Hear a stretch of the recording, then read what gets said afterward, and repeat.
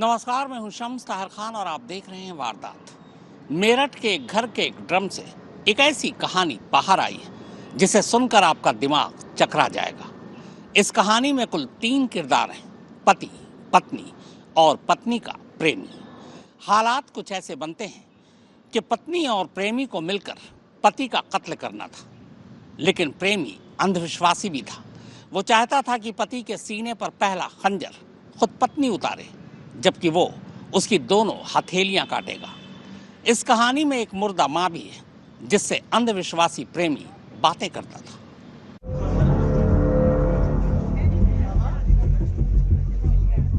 इस वक्त ये भीड़ मेरठ के एक मोहल्ले में मौजूद एक घर के बाहर इकट्ठी हुई है। हर एक की निगाहें इसी घर की तरफ है। थोड़ी देर बाद यहाँ पुलिस पहुंचती है। पुलिस के बाद फॉरेंसिक टीम घर में दाखिल होती है।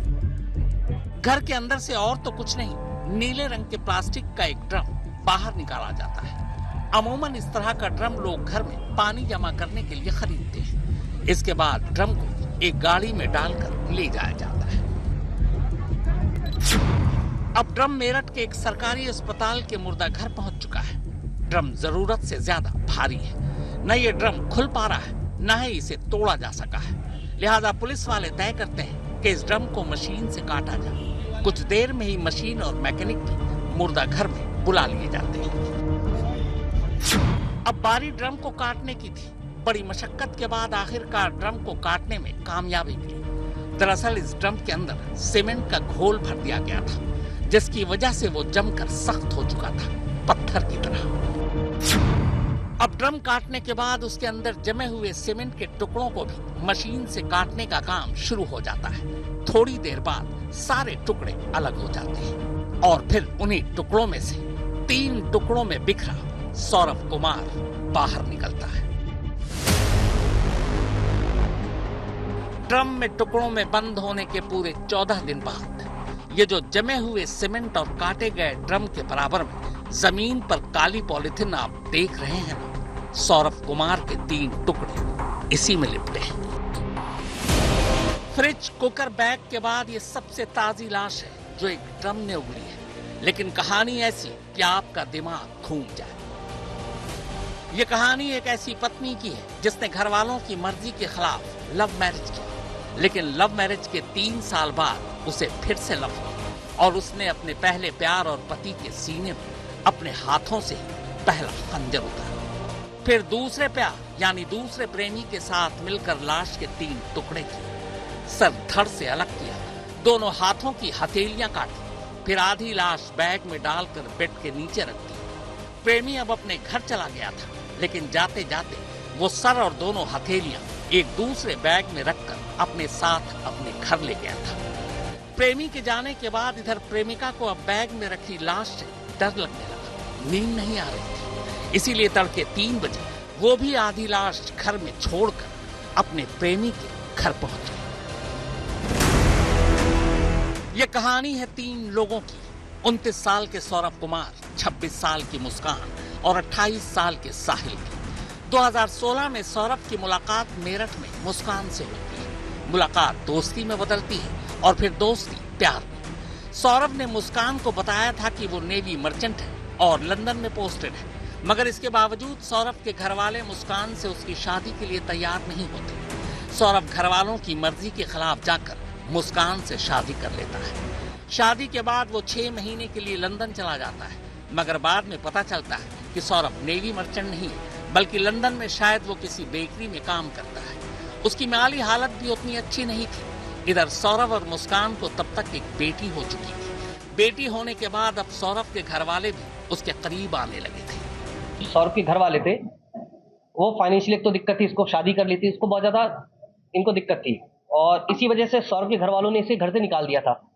ये किराए पे रह रहा था, तो सौरभ के घर वालों ने इसे एक तरह से बेदखल कर दिया था। ज्यादा रिलेशन इसका टच में नहीं रहते। दोनों चीज थी, शादी तो थी लेकिन उस समय तो शादी में साथ रहते थे, लेकिन क्योंकि फाइनेंशियली ब्रोक था, फाइनेंशियली अच्छा नहीं था, शराब पीता था, तो परेशान घर वाले ज्यादा होते थे। तो केवल घर में खाने आते तो बाकी इससे कोई रिलेशन घर वालों का नहीं था। ये बीच में भी कई बार कई दिन तक गायब रहता था, घर वाले इसको पूछते भी नहीं थे। 2 साल ये बाहर रहा, किसी घर वालों ने इसको पूछा भी नहीं। अभी भी 10 दिन से गायब था, किसी घर वालों ने इसको किसी ने कुछ नहीं पूछा। मगर इधर कहानी में एक नया ट्विस्ट आ जाता है। सौरभ ज्यादातर लंदन में रहता था और मुस्कान अकेली अपनी बेटी के साथ किराए के इस घर में। इसी दौरान मुस्कान की मुलाकात इसी मोहल्ले में रहने वाले साहिल से होती है। देखते ही देखते दोनों बेहद करीब आ जाते हैं। अब साहिल अक्सर मुस्कान के घर आने जाने लगता है, यहाँ तक कि दोनों घर में शराब भी पीते हैं। इत्तेफाक से मकान मालिक इन दोनों के रिश्तों को भांप जाता है। 2021 में जब सौरभ लंदन से मेरठ आता है, तब मकान मालिक उसे मुस्कान और साहिल की सच्चाई बता देता है। इस बीच दोनों के कुछ चैट पर भी सौरभ की नजर पड़ जाती है। दोनों में झगड़ा होता है और फिर बात तलाक तक पहुंच जाती है। सौरभ मुस्कान को अब तलाक देना चाहता था। उसके बाद इसने इसको इनवाइट किया घर पे अपने, क्या पाओ उसमें घर पे उनकी। उसके बाद इसकी नज़दीकियाँ बढ़ी इनके, उसके बाद फिजिकल रिलेशनशिप हुए। उसके बाद ये लगातार बीच बीच में आता रहता था, आता है इसमें। ये चीज़ सौरभ को पता चल गई थी। 2021 में सौरभ ने डाइवोर्स भी फाइल किया था कि इस चीज़ को लेके इसको आपत्ति थी कि ये इससे क्यों मिलती है। और ये जो महिला थी, जो मुस्कान है, ये जो साहिल है, इसके साथ शराब वगैरह भी पीती थी। एक बार इसके लैंडलॉर्ड ने पकड़ लिया था, जो किराए के मकान में जहाँ रहते थे ये लोग। ये बात इसने सौरभ को बता दी थी। सौरभ को ये बात काफ़ी नागवार गुजरी थी कि भाई ये तुम कैसे क्यों होते हैं। उसने आके इसको कन्फ्रंट भी किया था कि तुम क्यों मेरे घर में आते हो। तो उसकी वजह से काफ़ी टेंशन थी इनके बीच में। इन्हीं झगड़ों के बीच 2023 में सौरभ फिर से लंदन चला जाता है। अब मुस्कान और साहिल आजाद थे। फिर पूरे 2 साल बाद फरवरी 2025 में ये आजादी खत्म होने वाली थी, क्योंकि सौरभ 24 फरवरी को लंदन से 2 साल बाद मेरठ अपने घर लौट रहा था। 25 फरवरी को मुस्कान का बर्थडे था और सौरभ खास तौर पर मुस्कान का बर्थडे मनाने के लिए मेरठ लौटा था। लेकिन इधर मुस्कान कुछ और ही प्लान करके बैठी थी। उसका इरादा ठीक बर्थडे वाले दिन यानी 25 फरवरी को सौरभ को मार डालने का था। तो उस दिन इसने प्लान किया था शराब में इसको दवाई मिला के सुलाने का। उस दिन भी प्लानिंग थी इसकी। शराब में दवाई भी मिलाई इसने, एंग्जाइटी वाली जो थी, नींद की गोली टाइप की थी। तो वो उस दिन उसने शराब नहीं पी। उसके बाद फिर ये उस दिन से वेट कर रही थी। इस तरह सौरभ 25 को तो बच गया, मगर मुस्कान और साहिल अगली प्लानिंग में जुट गए। मुस्कान की बेटी का एग्जाम चल रहा था। 3 मार्च को एग्जाम खत्म होते ही मुस्कान ने अपनी बेटी को मां के घर भेज दिया और 3 मार्च की तारीख सौरभ के कत्ल के लिए चुना। कोफ्ता में जब लेके आया तो उसने सर्व करने के लिए बोला, सर्व कर दो। रात के 8-9 बजे के आसपास की बात है।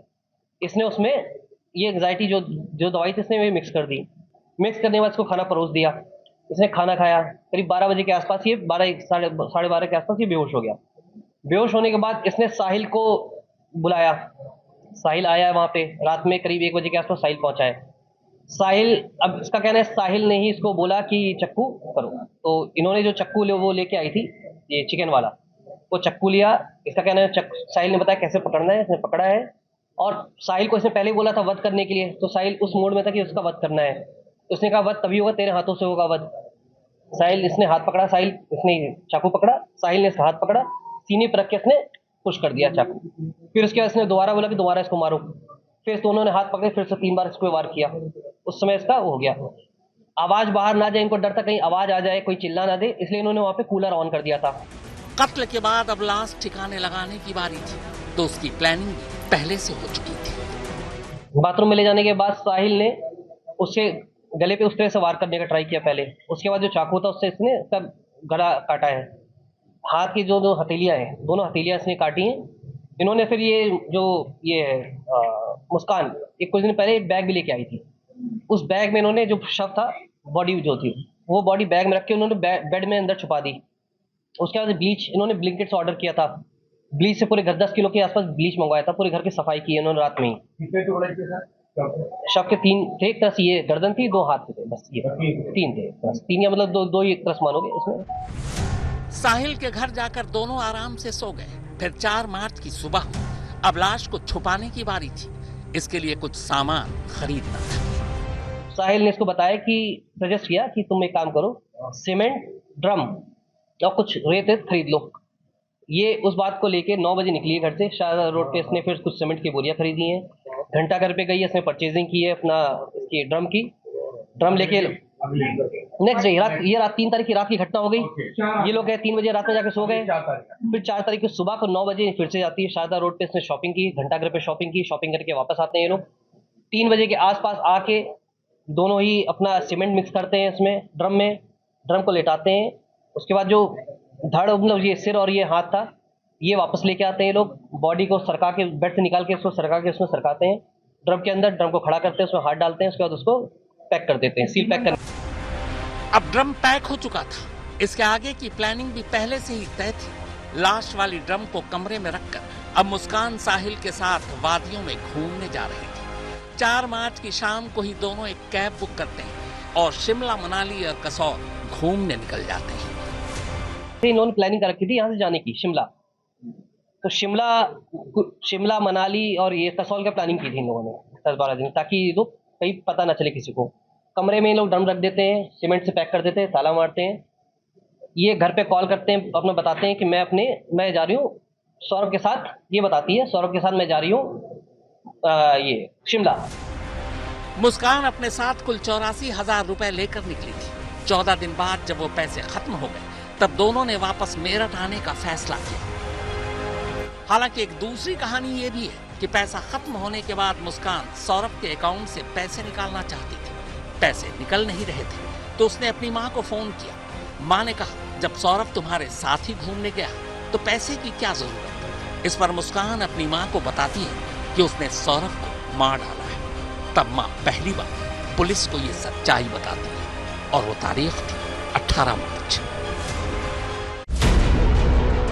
इसी के बाद 18 मार्च को पुलिस मुस्कान के घर पहुंचती है और फिर नीले रंग के इस ड्रम से सौरभ की सच्चाई बाहर आती है। तो ये तो रही कत्ल की कहानी, पर कत्ल की इस कहानी से कहीं ज्यादा सनसनीखेज है कत्ल की प्लानिंग और मुस्कान और साहिल के इश्क की कहानी। तो पहले इश्क की कहानी। मुस्कान की बेटी प्ले स्कूल में पढ़ती है। बेटी को स्कूल लाने ले जाने के दौरान ही मुस्कान की मुलाकात साहिल से हुई। सौरभ चूंकि ज्यादातर बाहर रहता था और मुस्कान अकेली, तो जल्दी दोस्ती प्यार में बदल गई। घर में कोई था नहीं तो दोनों जब तक घर में ही मिल लेते थे। जो इसकी पत्नी थी उसका संबंध साहिल के साथ हुआ इस बीच में 2019 में। इनके कॉमन फ्रेंड था, उसको पता चला उसकी शादी हो गई मुस्कान की, तो इन्होंने इसने पुराने एक स्कूल ग्रुप में जोड़ दिया। साहिल जो ये है, ये 8th क्लास में इसके साथ पढ़ता था, 8th क्लास तक साथ में था, ये इसको जानती थी ये। जब 2019 में दोबारा इनका ग्रुप बना, एक कॉमन गेट टुगेदर हुआ, फिर ये इसके बाद शॉपिंग मॉल में भी इससे टकराई, तो इसकी अट्रैक्शन इसकी तरफ बढ़ी। साहिल अंधविश्वासी था, उसकी मां नहीं थी, मगर उसने अपनी मां के नाम पर स्नैपचैट पर एक अकाउंट खोल रखा था। उसे लगता था कि उसकी मुर्दा मां उससे बातें करती है। ये बात मुस्कान को भी पता थी। मुस्कान ने अपने भाई के मोबाइल नंबर पर एक अकाउंट खोला। उसी नंबर के जरिए वो साहिल को उसकी मां बनकर मैसेज करती कि मुस्कान अच्छी लड़की है, तू उसके साथ खुश रहेगी। इससे साहिल मुस्कान से और ज्यादा प्यार करने लगा। बेसिकली साहिल क्या था, साहिल थोड़ा सुपरस्टिशियस है, तो ये इसको अपने कंट्रोल में रहे हमारे। इसने एक प्लान था कि इसने इसका ये अपना स्नैपचैट होता है, इसमें 3 फर्जी आईडी बनाई, अपने भाई के नाम पे, अपनी माँ के नाम पे और खुद की आईडी थी इसकी। उस आईडी से ये इसको मैसेज क्या करती थी साहिल को, और साहिल को ये उसका भाई बन के मैसेज क्या करती थी कि ये जो ये है मुस्कान, ये तुम्हारे लिए अच्छी है। माँ बन के मैसेज क्या करती थी, मुस्कान तुम्हारे लिए अच्छी है, मैं भी खुश हूँ तुम्हारे इससे, तो मुझे कोई आपत्ति नहीं तुम लोग के इससे रिश्ते से। फिर जो साहिल, उसकी माँ एक्सपायर हो चुकी है, तो वो क्योंकि सुपरस्टिशियस है, तो वो ये दिखाता था, ये दिखाती थी कि इसकी माँ जो है वो इससे बात कर रही है इस माध्यम से, स्नैपचैट के माध्यम से। जैसा मैं बताया, वो स्नैप थोड़ा सा ये ज्यादा बिलीवर था इस चीज को लेके, तो इसके कब्जे में रहता था। मुस्कान भी अब सौरभ से पीछा छुड़ाना चाहती थी। इसी के बाद दोनों ने पिछले साल नवंबर में ही तय कर लिया कि इस बार सौरभ के मेरठ आते ही उसे मार डालेंगे, और नवंबर से ही कत्ल की प्लानिंग शुरू हो गई। सबसे पहले दोनों ने इस बात की प्लानिंग की कि कत्ल के बाद लाश का क्या करेंगे। आखिर में तय किया कि लाश को जमीन में गाड़ देंगे, पर कैसे ये उन्हें नहीं पता था। इसके लिए अब दोस्तों से पूछताछ करने लगे, मगर दूसरी तरह से। उसने ये प्लानिंग की थी नवंबर में कि इसको मार के कहीं गाड़ देंगे, गाड़ने के बाद मैं ये बता दूंगी कि ये वापस चला गया अपना वहाँ, ये विदेश चला गया, वापस नहीं आएगा। नवंबर में इसने जगह ढूंढ रही थी गाड़ने के लिए, लेकिन उसको उस समय जगह नहीं मिली। अब इसने एक और प्लानिंग की कि उस समय इसका दोस्तों से भी कहीं पूछा कि मैं पूजा का कुछ सामग्री गाड़ना चाहती हूँ। फिर एक हिंट किया इसने कि अगर कोई मर्डर हो जाए तो कहाँ गाड़ा जाएगा, तो उसके दोस्तों ने सबने मना कर दिया था। 25 फरवरी को मुस्कान का जन्मदिन आता है, लिहाजा सौरभ ने 24 फरवरी को लंदन से मेरठ लौटने का फैसला किया। ये बात मुस्कान ने साहिल को बताई। इसी के बाद तय हुआ कि ठीक बर्थडे वाले दिन ही सौरभ का कत्ल होगा। प्लानिंग ये थी कि शराब में बेहोशी की दवा मिलाकर उसे पिला देंगे, फिर मार डालेंगे। मगर उस रात सौरभ ने शराब पी ही नहीं। पहली कोशिश नाकाम रही। अब मौत की दूसरी तारीख 3 मार्च तय की गई, क्योंकि उस दिन मुस्कान और सौरभ की बेटी का एग्जाम खत्म होना था और फिर बेटी को मुस्कान को अपनी मां के घर भेजना था। प्लान के तहत मुस्कान पहले से ही दुकान से 800 रुपए में 2 चाकू खरीद कर लाई। दुकानदार को शक न हो इसलिए कहा कि मुर्गा काटने के लिए चाकू चाहिए। फिर 3 मार्च की रात आई। इस बार शराब की जगह मुस्कान ने सौरभ का पसंदीदा खाना कोफ्ता बनाया और उसी में बेहोशी की दवा मिला दी। जब सौरभ बेहोश हो गया तब देर रात साहिल को घर बुलाया और फिर सौरभ के सीने पर पहला वार मुस्कान ने किया, क्योंकि साहिल अंधविश्वासी था और चाहता था कि सौरभ का वध मुस्कान करे। ये साहिल का अंधविश्वास ही था कि उसने कत्ल के बाद सौरभ की दोनों हथेलियां काटी थी और फिर उसका सर और हथेलियां अपने साथ बैग में रखकर घर ले गया था।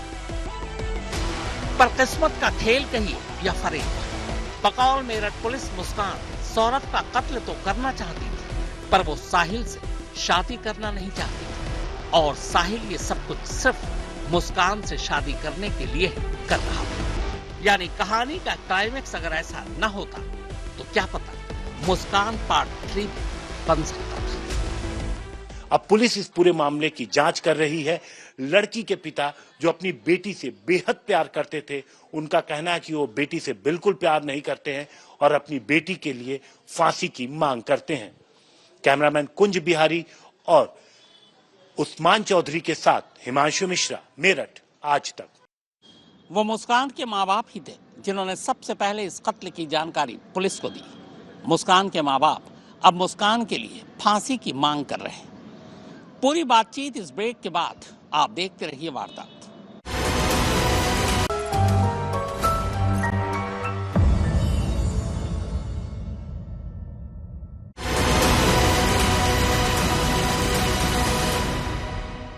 सौरभ की लाश 14 दिनों तक ड्रम में बंद थी। शायद इस लाश का सच इतनी जल्दी बाहर नहीं आता, मगर मुस्कान से गलती हो गई। उसने अपनी मां को सच बता दिया। मां चाहती तो इस सच को छुपा लेती, लेकिन मुस्कान के घर वालों ने सीधे पुलिस को इसकी खबर दे दी। आइए सुनते हैं कि मुस्कान के माँ बाप अब मुस्कान के लिए फांसी की मांग क्यों कर रहे हैं। क्या कहना है इस बारे में जो इस तरीके से ये घटना हुई है? गलत कराए जी, वो अपना जीने का हक खो चुकी है। मेरी तरफ से फीलिंग मर गई है, उसके लिए उसे फांसी होनी चाहिए। मेरा बेटा जीना है उसने, मेरा बेटा। बहुत केयर करता था वो, हमें बहुत मानता था। हम जो कैसे कहते थे मानता था वो। हम उसे थाने लेके पहुंचे, हमने कह दिया कि हम इस चीज़ में साथ नहीं देंगे। किसी का बच्चा गया है, हमारे घर का भी बच्चा जाएगा तो हम भी यही करेंगे जो उसके घर वालों ने करा है।